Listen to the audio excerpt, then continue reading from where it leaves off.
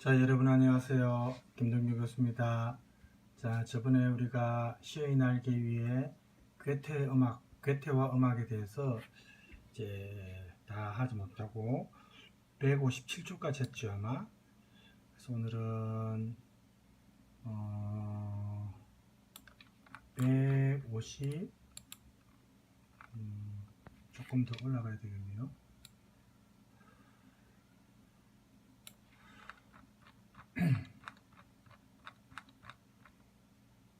158쪽이죠. 158쪽에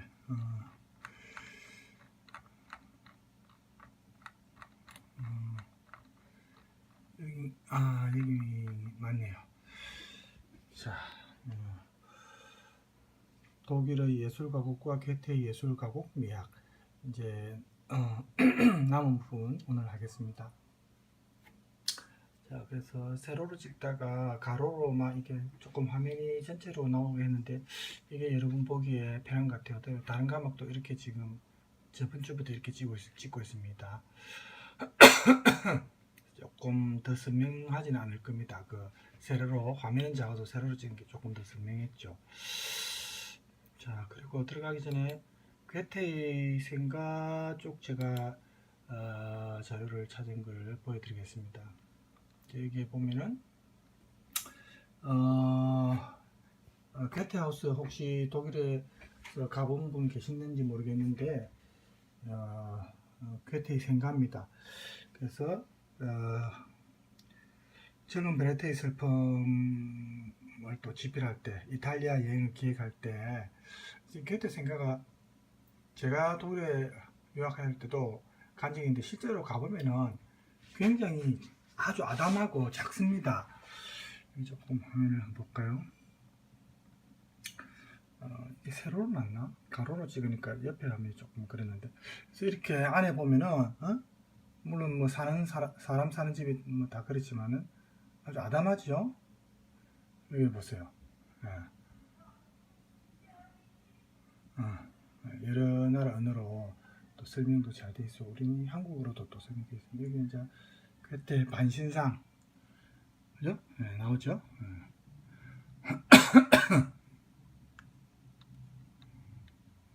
이렇게 이제 작은 그 물도 먹을 수 있는 정원 안에 이런 게 있습니다.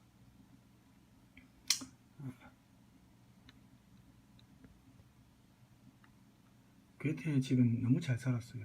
슐러하고 고전주의 양대산맥 괴테와 슐러는 엄청 가난했죠. 괴테하고 비교가 안 됩니다. 옛날 가구가 그대로 비치되어 있습니다.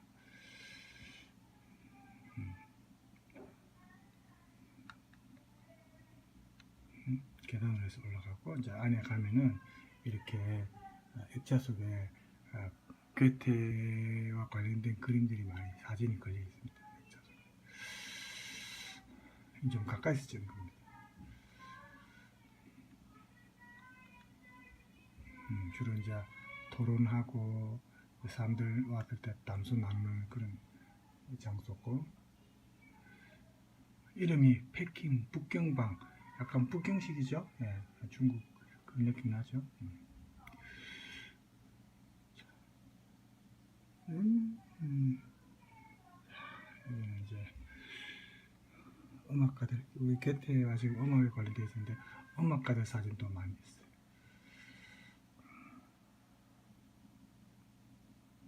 중국풍이라 진짜 북경방, 패킹, 독일어로 패킹하면 그죠?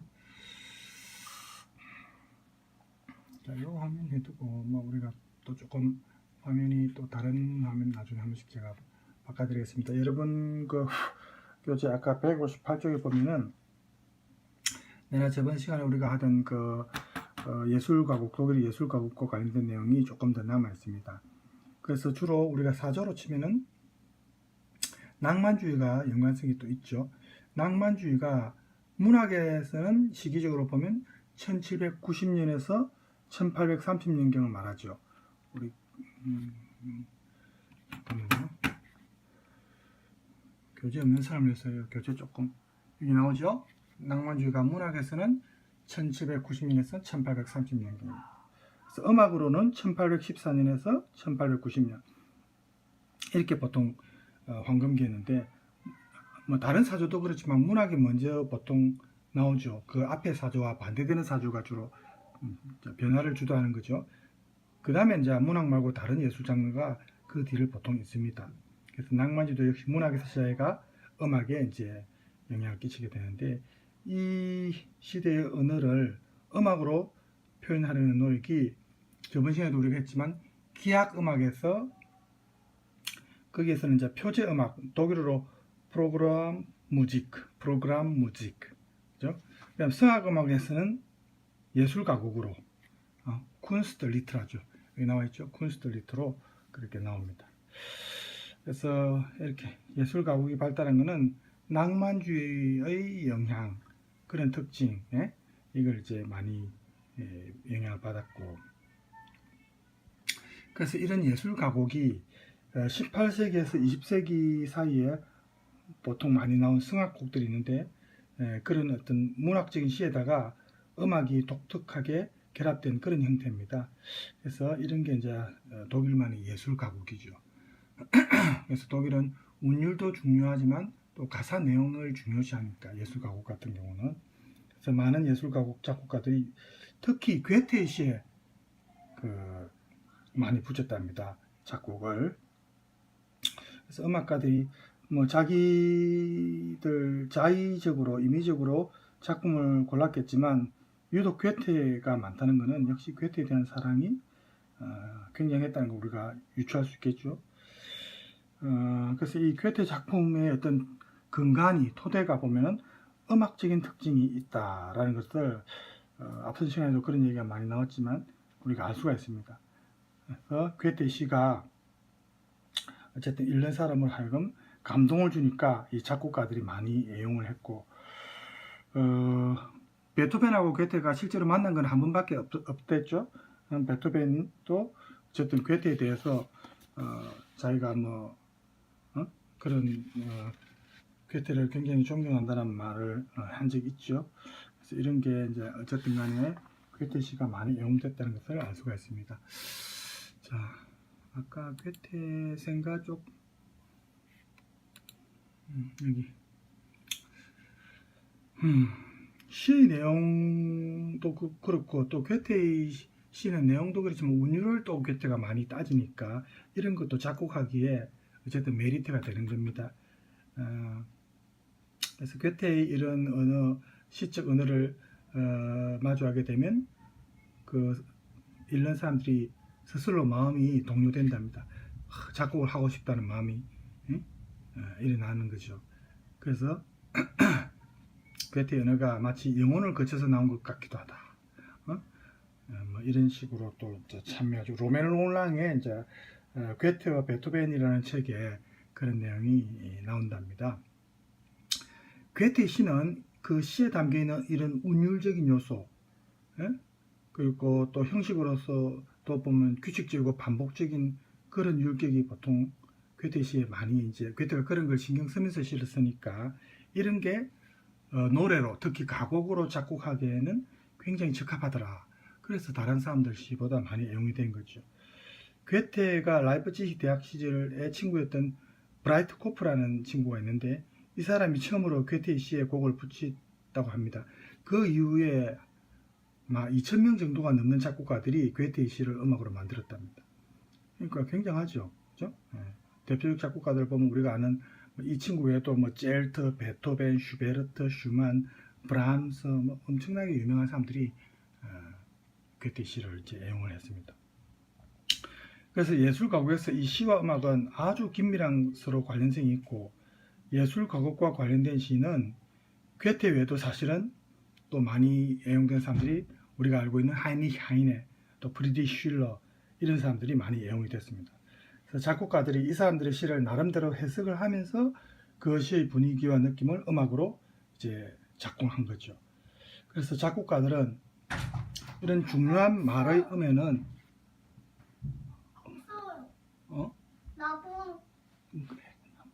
문 닫고 가세요. 문을 꼭 닫으세요. 죄송합니다. 늦둥이가 잠깐 들어왔어. 자, 그래서 이렇게 작곡가들이 그 이런 유명한 그 시인들의 시를 많이 애용할 때 반주로 쓰이는 피아노는 보통 노래 부분과 좀 무관한 독립적 멜로디를 소절해서 그 시의 분위기와 의미를 또 더 높이는 기능을 한답니다. 그 당시에 그래서 피아노가 많이 애용이 됐고, 그러니까 가사 분위기와 느낌은 이 피아노가 많이 그 영향을 미쳤어요. 담당했고 그 역할을. 그 이전의 성악 음악에서는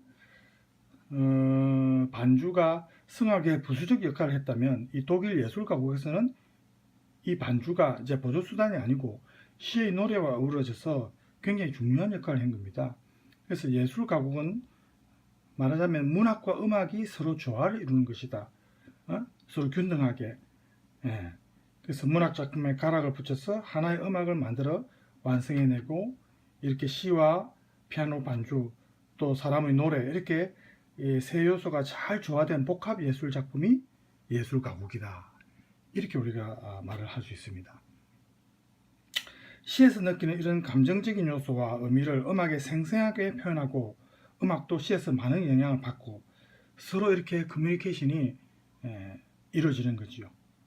그래서 이렇게 시와 음악이 서로 도움을 주고받으면서 시에서 받은 영감을 또 생동감 있게 이렇게 표현하기에, 그렇게 하기 위해서는 다른 작품과는 좀 달리 다양한 구조를 이제 사용을 하는데, 예를 들어서 아까 말했던 피아노가 제일 많이 이용이 되고, 그 다음에 이렇게 피아노가 발달해 가지고 이제는 그 새로운 그 기법들이 또 나온답니다. 풍부한 음색이 노래와 조화를 이룰 수 있도록, 피아노가 이제 옛날에는 풍금해서 이제 피아노인데, 이 피아노도 점점 더 업그레이드 되죠. 그 페달을 밟으면서 하니까 페달 기법이라고도 하는데, 이렇게 음색이 이제는 아주 다양해지니까 더 표현력이 이제 풍부해지는 거죠. 그래서 괴테의 뭐 발라드 중에서 이제 마왕이라고 있죠. 이런 게 음악사에서 가장 많이 노래로 만들어진 시 중에 하나랍니다. 그래서 18세기 중엽에 독일에서 예술 가곡이 이렇게 가치가 더 높아진 것은 도덕적 감정의 요구하고도 관련이 있답니다. 그래서 이것이 음악이라는 감정의 언어로 어쨌든 받아들여지기 때문에 가능했고, 이렇게 시인과 음악가들을 중심으로 형성된 이 예술 가곡 그 학파라고 할 수 있죠. 악파라고 할까요? 이제 학파보다는 이제 음악이니까 악파라 하면은 이런 사람, 여러 사람이 어울리는 이런 공동체로서의 어떤 감정 문화를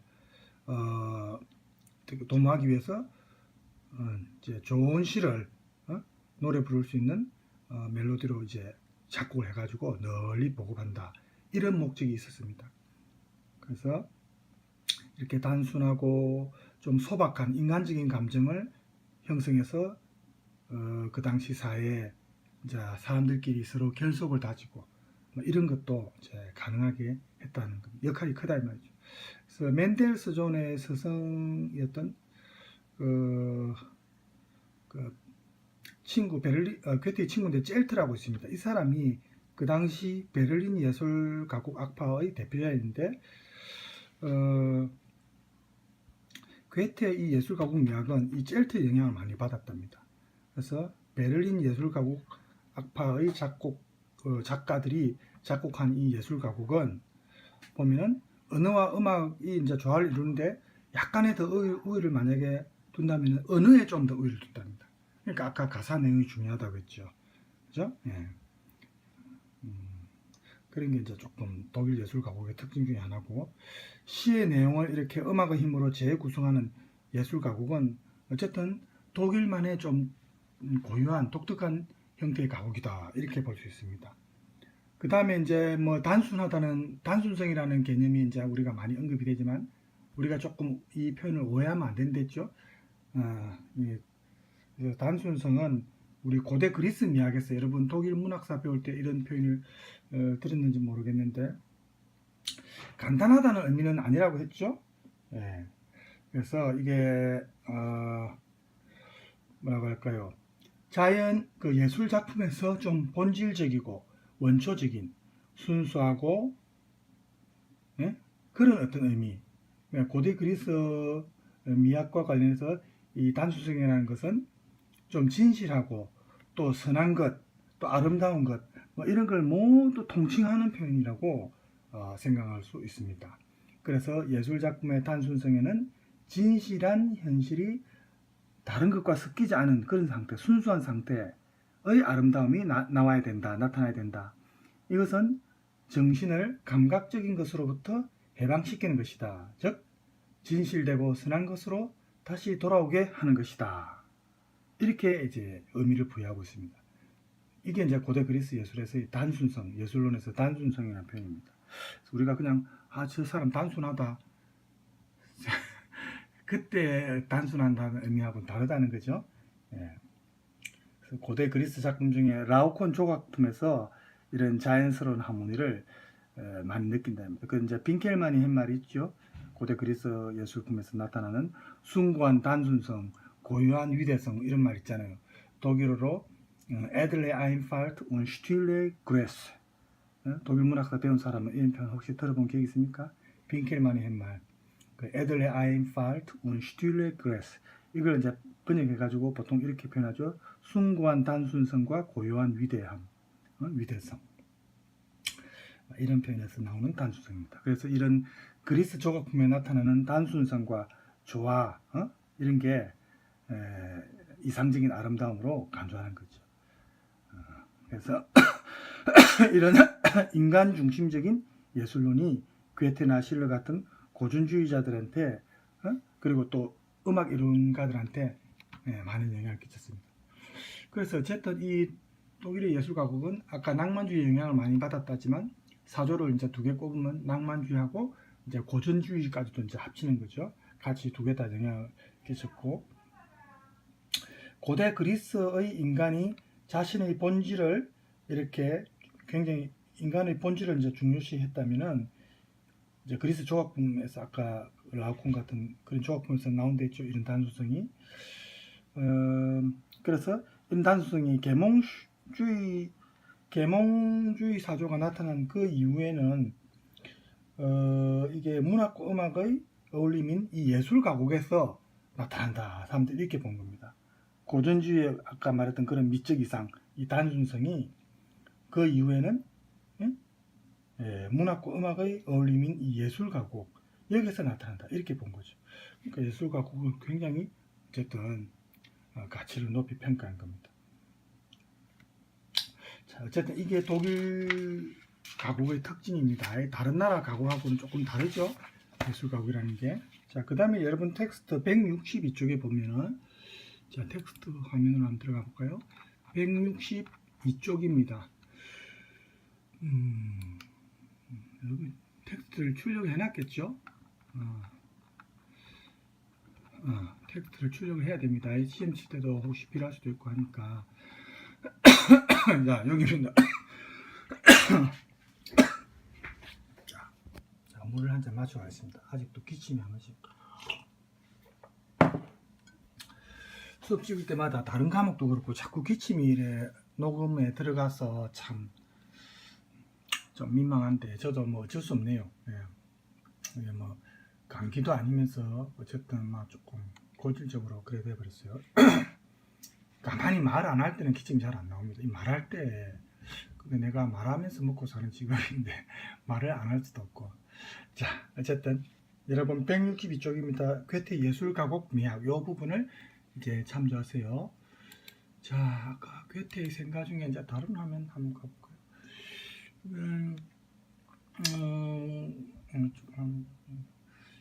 이제 많은 방 중에 하나입니다. 괴테의 방이 생가가 크진 않지만 구석구석에 이렇게 오밀조밀하게 뭐 많아요. 그래서 가면은 둘러보면은 아기자기한 맛도 있습니다. 보세요. 이렇게 액자의 그림들이 굉장히 많습니다. 이제 구경하러 온 사람들이 안에서 이제 설명해 주는 사람 얘기를 듣고 있는 지금 그런 장면입니다. 그죠? 자.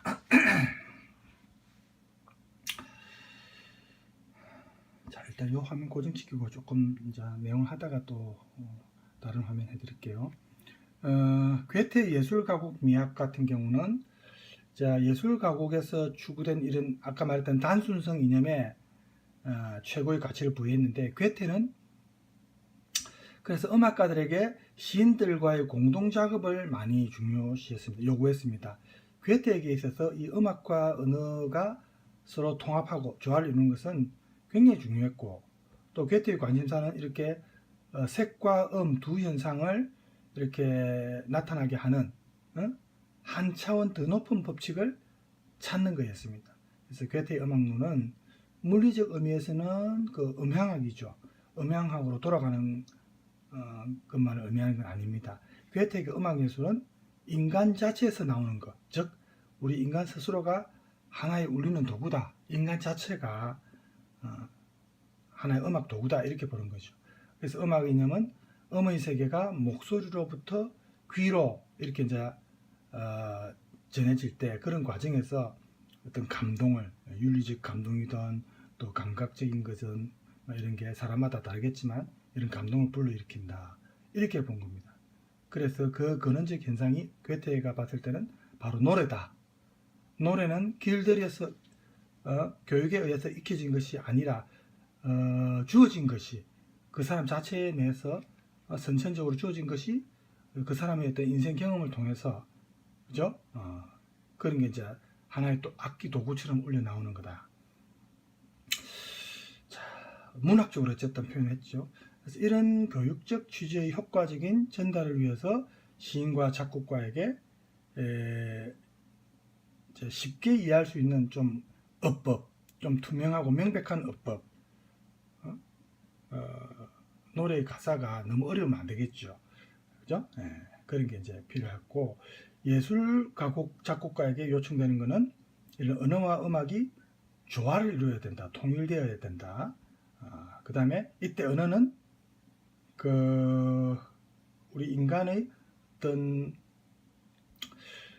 불명확한 음악보다는 우리 인간의 이성이 조금 더 중시되어서 전체적이고 보편적으로 그러니까 음악의 어떤 그 음향도 물론 조화를 이루어야 되지만 역시 인간의 이성, 그러니까 인간의 언어가 이제 조금 더 우위를 두는 거죠. 언어에 괴테 같은 경우는. 그래서 이런 이유로 괴테의 시 같은 거 이제 노래로 만들 때 각 절을 보면은 이제 반복되는 그런 멜로디 있죠. 이런 데서 이제 느낌이 통일되는 느낌을 우리가 받을 수가 있습니다. 괴테의 서정치를 전문적으로 작곡했던 사람들 중에 아까 친구 라이하르트라고 있었죠.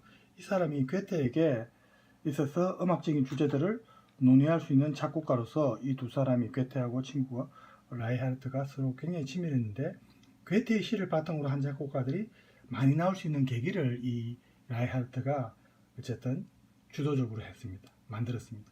계기를 제공한 사람이 이 사람이에요. 라이하르트는 그 당시 예술과 문학의 중심지였던 베를린에서 활동했던 소위 베를린 악파, 독일어로는 베를린의 슐레입니다. 우리가 슐레 하면 원래 학교지만 또 학파라는 뜻으로도 보통 쓰이죠. 이건 음악이니까 학파를 안 하고 제가 아까 베를린 악파라고 했죠. 그렇게 우리가 이제 또 명칭을 부여할 수 있는데, 이 베를린의 슐레의 중심 인물이었습니다. 라이하르트가. 그래서 시의 음악을 결합시켜서 새로운 예술 가곡으로 발전시키는 어쨌든 토대를 마련한 사람입니다. 그래서 이 두 사람 간의 우정, 괴테와 라이하르트와의 우정이 계속 이어졌으면 참 좋았을 텐데 나중에는 좀 관계가 좀 멀어졌어요. 그래서 그 자리를 대신한 인물이 나중에 젤트입니다. 아까 젤트라는 인물 들었죠? 그래서 젤트가 괴테의 시를 그 뒤를 이어서 가곡으로 많이 만들었습니다. 괴테의 시에다가. 그래서 괴테가 자신의 시를 이제 음악으로 작곡한 사람, 작곡가들 중에서 베토벤이나 슈베르트의 가곡보다 이 젤트나 아까 나왔던 친구 라이하르트의 가곡을 더 좋아했습니다. 굉장히 단순성, 명료함이 자기는 마음에 들었던 거예요. 그때는 음악에 너무 많은 관심을 뺏기지 않고 너무 음악에 중요한 역할을 부여하는 게 아니고 시, 아까 말했다시피 가사지요. 시를 조명할 수 있는 그런 어떤 작곡을 괴테가 좋아했는데 이 두 사람이 그런 곡을 많이 만들어낸 거죠. 그래서 가능한 한 이 괴테는 자기 자신의 시가 좀 단순하고 소박하게 작곡되기를 원했기 때문에 그렇습니다.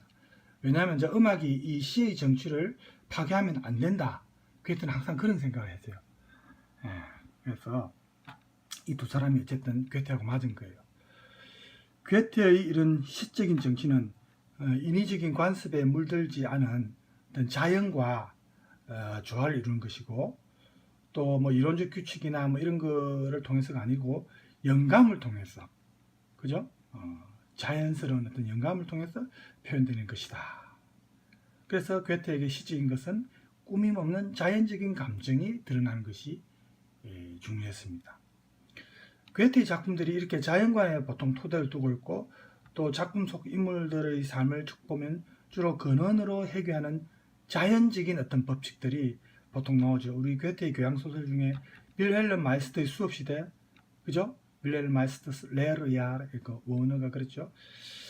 여기에 보면은 등장인물 중에 가장 방금 말했던 이런 자연적인 법칙, 근원 현상으로 돌아가는 여기 자연적인 법칙과 관련된 인물이 소녀 민용이죠. 민용. 이 민용이 시의 화신 아닙니까? 이 작품에서, 그죠? 그래서 고전주의에서 낭만주의에 이르는 많은 작곡가들이 노래로 만들었던 괴테의 이 민용의 노래. 제목이 그였죠. Kennst du das Land? Kennst, 캔낸 동사 여러분 알죠? 뭐 알다 할 때. Kennst du, 너 아느냐 이 말이죠. Das Land, 그 나라를, Land, 영어의 land죠. 그러니까 당신은 그 나라를 아십니까? 라는 그 민용의 노래 있죠. 그래서 많은 작곡가들이 이걸 이제 음악으로 또 많이 표현했지 않습니까? 그죠?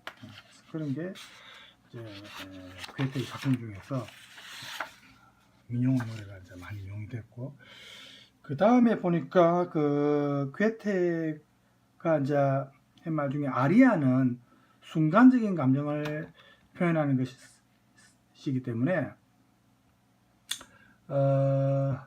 그것에 완전히 이제 빠져가지고 매몰돼가지고 그렇게 부르는 게 이제 노래가 아리아고, 이 아리아에서 음악은 정말 압도적인 겁니다. 예? 그래서 아리아에서 가사는 단지 감정을 전달하는 그런 역할밖에 안 한다. 그래서 아리아를 부르는 가수는 어떤 특정한 감정의 전달자로서 자신의 음악적 능력을 뽐내는 그런 것이 아리아 가수는 중요하고, 자연적 인간을 나타내는 것은 아니다, 이렇게 봤습니다. 그래서 괴테는 반대로 예술 가곡을 좀 더 중시했죠. 예술 가곡에서는 순수 음악적인 것이 아니라 인간적인 것이 중요하다. 즉, 이 예술 가곡에서는 민요에서 볼 수 있는 어떤 원초적인 인간 정신이 나타나기 때문이다, 이렇게 말을 했습니다. 그래서 이런 자연과의 통일체로서의 인간 정신이 담겨있는 이 민요에서 음악적인 것과 언어적인 것이 잘 조화를 이루고 있고, 그래서 이런 예술 가곡이 언어로부터 생성되어야 한다라는 것이 괴테의 입장입니다. 변함없는 입장이죠. 자, 그래서 괴테가 이렇게 어쨌든 예술 가곡과 관련해서 굉장히 중요한 인물이라는 걸 우리가 이런 내용에서 확인할 수 있습니다. 자, 이 괴테의 생각 중에 이제 설명듣는 부분은 조금 다른 화면을 갖고, 괴테 제가 생각에 갔을 때 그 뒤에 또 조금씩 보완이 됐는지 다른 게 또 조금씩 있었습니다. 아마 뒤에 찾은 자료가 또 있겠죠, 그죠? 몇 년 뒤에 가보면은 조금 달라진 게 있습니다. 전체적으로 바뀐 건 없지만, 그죠? 이것도 제가 갔을 때하고 조금 느낌은 다른데 사진으로만 봤으면 잘 모르겠습니다. 괴테의 서가죠. 주로 서재에서 시간을 많이 보냈습니다. 자, 괴테의 서재에 고정시키고 잠깐 내용을 남은 부분을 좀 더 봅시다. 그래서 괴테가 예술 가곡 그 작곡가들한테 좀 바랬던 것이 괴테 말 중에 이런 말을 했어요. 듣는 이가 시의 기본 느낌에 젖어들 수 있도록, 듣는 사람이 시의 기본 느낌에 젖어들 수 있도록 거기에 초점을 맞춰야 된다, 유념해야 된다, 이렇게 괴테가 말했습니다.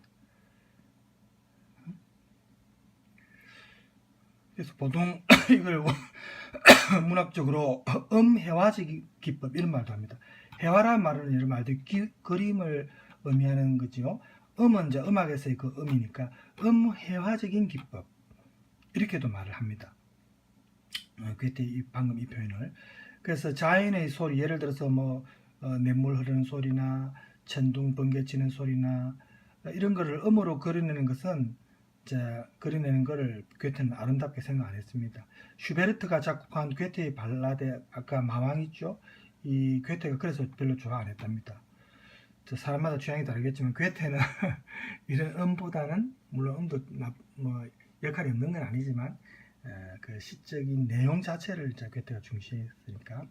그래서 괴테에 의하면 이 진정한 예술가는 개인의 표현이 아닌 보편적이고 객관적인 인간성을 표현하는데 좀 더 힘을 쏟아야 된다. 이렇게 괴테는 본 겁니다.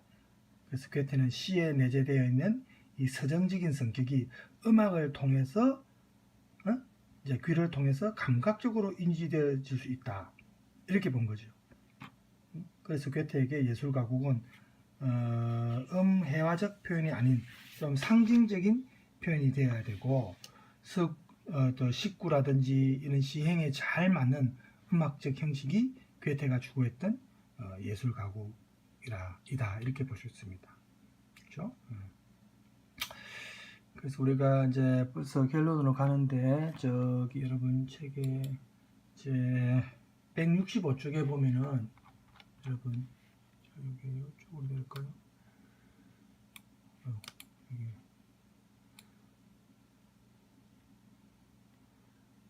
나오는 말. 자, 우리 들어가는 말이 서론이었고 여기서는 나오는 말이 이제 결론이라고 볼 수 있겠죠. 그래서 여기 이제 여러분 출력을 한 사람은 이 부분을 참조를 하세요. 자, 그때 생각해서 소재 부분을 좀 봤고, 그다음 여기는 이제 퀘티 소재에서 이제 들어가면 조금 더 들어가면은 시계가 제가 봤을 때도 근데 여기도 시계가 많네요. 시계 종류가 다 옛날 시계인데 이게 가격으로 따지면 뭐 물질적인 걸 중시하면 안 되지만 굉장히 비쌉니다. 그래서 유속 시계가 많은 괴테 생각가 많다는 거 우리가 가본 사람들 압니다. 그죠? 전문 시계가 있고 뭐 그렇습니다. 굉장히 비쌉니다. 예, 나오죠? 예. 왕에게 받은 훈장이라고 합니다. 괴테 본인의 얼굴도 여기 지금 있어요. 그죠? 참 대단한 사람입니다. 반신상이 있고, 물론 괴테상은 아닙니다. 이거는 그리스 조각상 중에 하나죠. 자, 옛날 오래된 풍금 책상이고 풍금이 아니고 또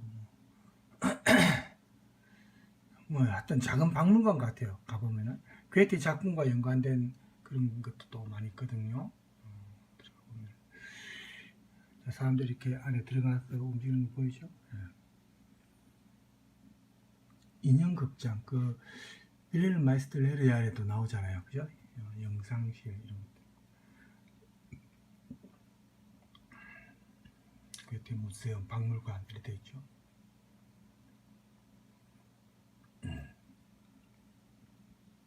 이거 좀 전체적으로 조망을 잘 찍었네요.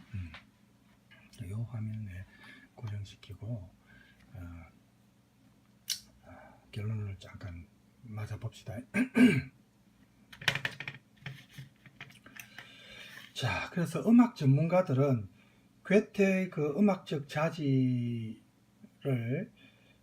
물론 이건 거기에 대해서 음악적 자질을 의심하는 사람은 별로 없을 정도로 괴테가 물론 직업적 음악가는 아니지만 시인이었지만 음악에 관심이 많았고 또 재능도 많았습니다. 그래서 괴테가 음악을 이렇게 일상으로 끌어들이고자 했던 시인이었고 음악 이론이나 음악적 교양에 있어서도 지식이 풍부했는데 독일 고전 낭만주의 예술 가곡에 가장 많은 가사를 제공한 시인이 바로 괴테라고 했죠. 그래서 이 괴테의 시에 담겨진 내용이 그게 이제 표방하는 상징성이나 또 언어적 리듬이나 이런 게 음악가들한테 입맛에 맞은 거예요. 많은 영감을 주고 그래서 괴테 시를 노래로 많이 만들었겠죠. 그래서 그 당시 초창기에는 불모지와 같았던 독일 가곡사에서 아까 말했던 독일 가곡만의 고유한 어떤 예술 가곡 장르를 성립하는데 괴테가 큰 영향을 끼친 겁니다. 괴테는 비록 그가 죽은 이후에 나타날 그 음악적 경향의 변화를 예측하지는 못했지만, 그래서 이제 그 뒤에 보면 음악사에서 기획한 그 획을 그었던 베토벤이나 슈베르트 이런 음악가들을 괴테가 살아생전에 그렇게 종합적으로 평가는 안 했죠. 그렇지만 괴테의 시와 그 시를 노래로 만든 가곡들은 독일 시문학사든 예술 가곡사든 어쨌든 간에 굉장히 선구적인 역할을 한 겁니다. 괴테가 음악 자체의 본질보다는 음악을 언어로 어떻게 표현하느냐, 소위 말하는 개념화 시키느냐, 여기에 이 사람이 굉장히 치중을 한 겁니다. 그래서 괴테가 전 학문을 포괄하는 이런 방대한 지식으로 우리가 자연과학적인 관심을 이 사람이 많이 가졌죠. 그래서 이 괴테가 베토벤으로부터 낭만주의 작곡가로 이어지는 이런 새로운 음악에서 나타나는 그런 이제 뭐 각 개인의 어떤 개성, 자아 뭐 이런 거는 별로 이 사람이 평가를 안 했습니다. 높이 평가 안 했습니다. 괴테는. 괴테에 의하면은 진정한 예술가는 이런 개개인의 표현이 아닌 보편적인 그런 인간성의 표현. 어떻게 보면 이건 결국 고전주의의 특징이죠. 그래서 괴테는 고전주의적인 어떤 성향을 강조한 겁니다. 예술 가곡이 결국 이런 시의 내용이 중요하다는 게 이런 거에서 유리한다고 볼 수 있어요. 그래서 듣는 사람에게 어쨌든 간에 좀 너무 감정을 중시해가지고, 예를 들어서 슈베르트의 곡 같은 경우에 어떤 아픔 감정을 유발하는 슈베르트의 마왕 이런 거를 괴테는 별로 안 좋아했댔죠. 그래서 또 베토벤에게서 나타나는 강한 어떤 개성, 강한 자아 이런 것도 크게 선호하진 않았습니다. 그리고 또 모차르트는, 그렇지만 모차르트 같은 경우는 괴테에게 있어서 정말 기적 같은 천재적인 존재로 보이는 거예요. 14살 소년으로서 괴테가 죽기 직전에 에크만과의 대화에서 14살 소년으로서 보았던 7살 신동 모차르트에 대한 기억은 괴테에게도 생생했는데, 그래서 모차르트에 대한 애정도 많았습니다. 그래서 괴테는 결국 이 모차르트에게서 전형적인 고전적인 예술가상을 왔다 찾았다 이렇게 볼 수 있습니다. 비록 괴테의 음악에 대한 견해가 이렇게 고전주의에 조금 너무 치중하고 있지만, 거기에 머물러 있지만, 독일 가곡사에서 어쨌든 괴테가 공헌한 바는 독일 예술 가곡에서 그 공헌한 바는 정말 압도적이었습니다. 그래서 괴테 시가 아까 말했다시피 그렇게 수많은 작곡가들이 영감을 받은 시가 괴테 시 아닙니까? 그죠? 그래서 이렇게 영감을 중요시하고 삶에서나 또 미학적인 면에서 이렇게 틀에 딱 맞춰진 이러한 거는 별로 괴테는 싫어했어요. 이렇게 우리 인간의 정신을 축소시키는 속물적인 어떤 프레임, 그리고 요즘 프레임이라는 말 쓰죠. 딱 틀에 짜여진 거, 이런 거는 괴테는 거부했습니다. 여기에서 해방되어야 된다. 진정한 시는 이렇게 인위적인 작업을 거치지 않고 마음에서 흘러나오는 자연스러운 어떤 아까 말했던 단순성, 진정한 자연스러운 어떤 단순성이 표방되어야 된다. 괴테가 비록 새로운 시대의 음악을 수용하는 데서는 조금 이 사람이 주저했지만, 어쨌든 괴테 시가 문학 작품뿐만 아니고 노래로서 굉장히 많은 작곡가들의 영감을 불러일으켰다는 것은 우리가 인정하지 않을 수가 없습니다. 그죠? 어쨌든 우리가 이제 마칠 시간이 다 됐는데, 예술 가곡에 있어서 괴테의 시는 거의 압도적이다 이렇게 우리가 한마디로 결론을 지을 수 있겠습니다. 자, 괴테가 우리가 독일 문화원을 괴테 인스티튜트라고 할 정도로 이 사람이 문학뿐만 아니고 모든 영역에서, 그러니까 독일의 어떤 문화와 관련해서는 정말 중요한 역할을 한 사람이니까 이 음악에서도 역시 다루지 않을 수가 없죠. 그래서 우리가 괴테와 음악에 관련해서는 일단 이 정도로 하고, 일단 마치고 다음 차시에는 저는 이제 독일 가곡을 할 건데, 저번 시간에 제가 유튜브를 통해서 링크를 못한 이유는 여러분 자, 들었죠? 저작권 때문에 그렇게 됐습니다. 그 전에는 다른 곡은 그런 게 없었는데 왜 생각은 자유롭다 그 노래가 아마 뭐 저작권이 그렇게 걸려 있었는지 저는 몰랐어요. 유튜브에서 어쨌든 그 음악을 동의 없이 못 틀게 돼 있었어요. 그래서 제가 할 수 없이 여러분들 메일로 개인적으로 보냈습니다. 다 받았죠? 그래서 이제 그 노래만 여러분이 받은 메일을 통해서 연습을 하시기 바랍니다. 아마 다른 곡은 별 문제가 없을 겁니다.